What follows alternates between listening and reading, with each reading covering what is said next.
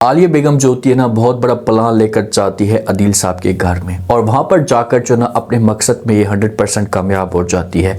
इसका ये मकसद था कि ज़ारा किसी भी तरह से जो इसके दिल में ऐसा अपने वालिद के लिए मोहब्बत पैदा होती जा रही है तो इसको काम किया जाए और ज़ारा अपनी जायदाद की डिमांड करे। अब ज़ारा जो होती है ना, ये अपने वालिद को और रेहान को, इन दोनों को इनकार कर देती है कि मैं यहाँ पर नहीं रह सकती, आप लोगों ने मेरी खाला की इंसल्ट की है। तो वहाँ पर जो ना वालिद को हार्ट अटैक आता है। तो क्या इस जगह पर वालिद की डेथ हो जाएगी या वालिद जो होगा किसी भी तरीके से बच जाएगा? अगर बचता है, क्योंकि इसे इमरजेंसी में जो एडमिट तो किया जा सकता है, हर किसी को पता है कि भाई अगर थोड़ी सी बदील से आपको टेंशन आई तो इसकी डेथ हो सकती है। अगर बचता है और ये फिर ज़ारा की जायदाद ज़ारा के नाम कर देते हैं तो फिर उसके बाद ज़ारा के सामने आलिया की असलियत कैसे खुलेगी? जो होती है ना, ये अपनी माँ के सामने ऐसी ऐसी शैतानी बातें करती है, ये अपने घर के बारे में जो वो ज़रा भी नहीं सोचती। इस तरह की औरतें होती हैं जो अपना घर बर्बाद करती हैं।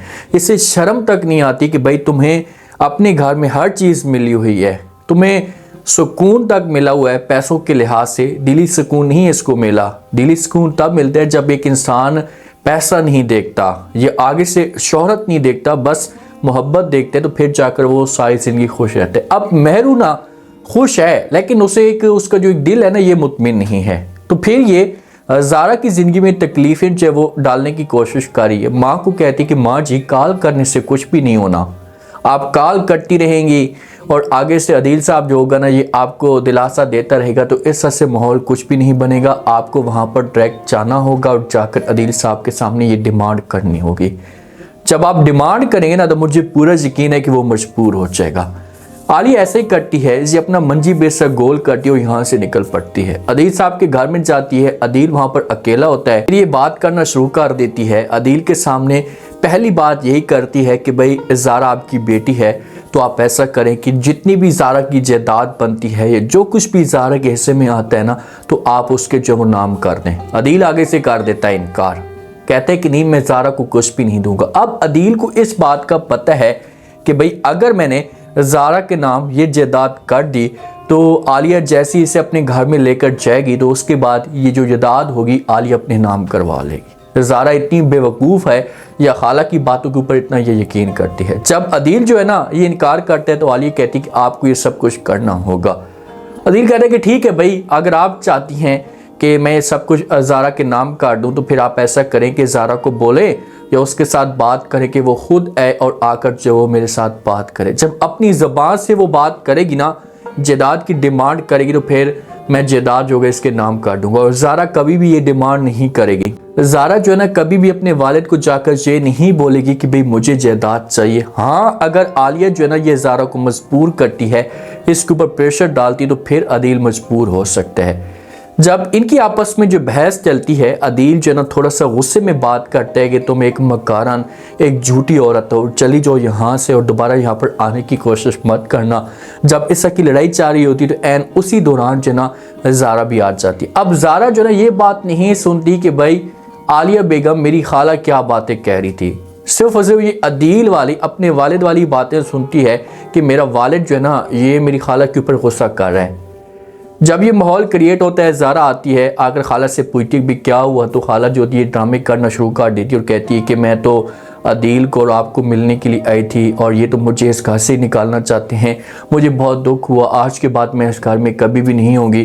तो ज़ारा जो होती है इसे अपने वालिद के ऊपर गुस्सा करती है। वालिद को कहती है कि ये क्या ड्रामा है, बस बहुत हो गया, आपकी जो अच्छाई है, जो असली चेहरा मेरे सामने आ चुका है, मज़ीद मैं यहाँ पर नहीं रुक सकती, मैं हमेशा के लिए यहाँ से चली जाऊँगी। जब ज़ारा यहाँ से जाने लगती है, अब खाला तो चली जाती है, खाला जो ये ज़ारा को रोकने की कोशिश करेगी, इसके साथ जो वो बात करेगी, इसके सामने ड्रामे करना शुरू कर देगी कि प्लीज़ आप जो वो रुक जाए, आप मेरे साथ मत चलें, अगर मेरे साथ आप चलती हैं तो फिर ये मेरे ऊपर बातें करना शुरू कर देंगे कि भाई मैंने ही ज़ारा को जो भड़काया है, जब मेरी वजह से ज़ारा मेरे साथ चल पड़ी है, तो आपको यहीं पर रहना होगा। लेकिन ज़ारा जब यहाँ से जाने लगती है तो अदील को हार्ट अटैक आता है।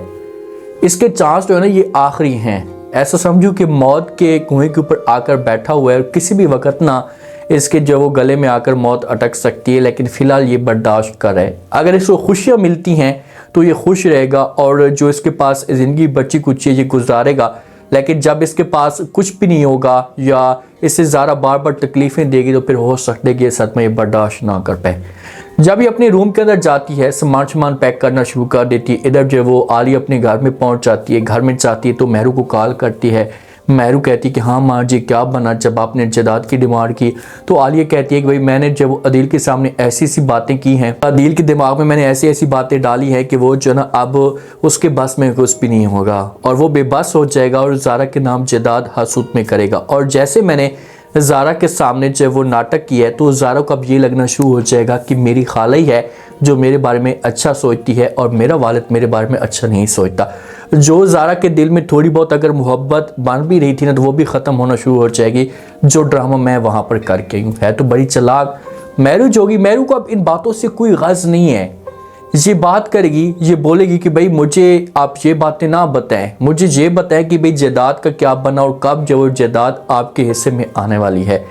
तो आगे से आलिया जोगी ये कहेगी कि भाई अच्छा थोड़ा सा सब्र तो करें। अब ज़ारा जो होती है अपने घर में सामान पैक कर रही होती है, बैग तैयार करके यहाँ से जा रही होती है। तो रिहान जो होता है ये आकर बात करता है से जब वो ज़ारा को कहते हैं कि आप कुछ वो पापा जानी के सामने ऐसा की बात नहीं करनी चाहिए थी, आपने क्यों बदतमीज़ी की है। तो आगे से ज़ारा कहती है कि देखिए कि जिसने मुझे माँ बनकर पाला है, मेरी माँ भी वही है, मेरा बाप भी वही है, तो मैं उसके ख़िलाफ़ कैसे बातें बर्दाश्त कर सकती हूँ। तो उसके ख़िलाफ़ किसी किस्म की कोई भी बात बर्दाश्त नहीं करूँगी और वालिद को जो ना इससे की बातें भी नहीं करनी चाहिए थी। अब बस बहुत हो गया, मैं इसलिए मैंने फैसला कर ली कि मैं यहाँ पर जो वो नहीं रुक सकती और मुझे यहाँ से जो वो चले जाना चाहिए। रिहान बेचारा समझाएगा। अब रिहान वाले बेबस हैं, उनके पास कोई और ऑप्शन नहीं है। अगर दूसरी बेटी होती है, रिहान की बहन होती ना, तो वो इस मॉल को एडजस्ट कर लेती और वालिद को किसी किस्म की कोई कमी महसूस ना होती। ये इतने अब मजबूर हैं, लाडली है ज़ारा और ये लोग चाहते हैं कि यार ज़ारा इस घर में वापस आ जाए, खुशियाँ जो वो बहाल हो जाएं और जो भी ज़ारा के दिल में नफ़रतें ख़त्म हो जाएं। लेकिन ज़ारा ऊपर से और भी ज़्यादा नखरे पे नखरे किए जा रही होती है और अपना बैग शैग यहाँ से तैयार करके अपने घर में चली जाती है। जब घर के अंदर जाएगी ना तो आलिया जोगी ये ज़ारा के सामने ड्रामे करना शुरू कर देगी। इससे बोलेगी कि भाई आप ऐसे वहाँ से ना आएँ, एक आप अपनी जायदाद की डिमांड करें, देखें कि आपका जो वालिद ऐसा की बातें कर रहा है तो कल को जो बहुत बड़ा तूफान खड़ा हो सकता है और ये जो जायदाद होगी ये आपको नहीं मिलेगी और आपका वालिद किसी भी वक्त इसकी डेथ हो सकती है। तो ये रिहान के नाम आ गया, जब आपकी माँ के नाम ये सब कुछ चला गया ना तो आपको कुछ भी नहीं मिलने वाला।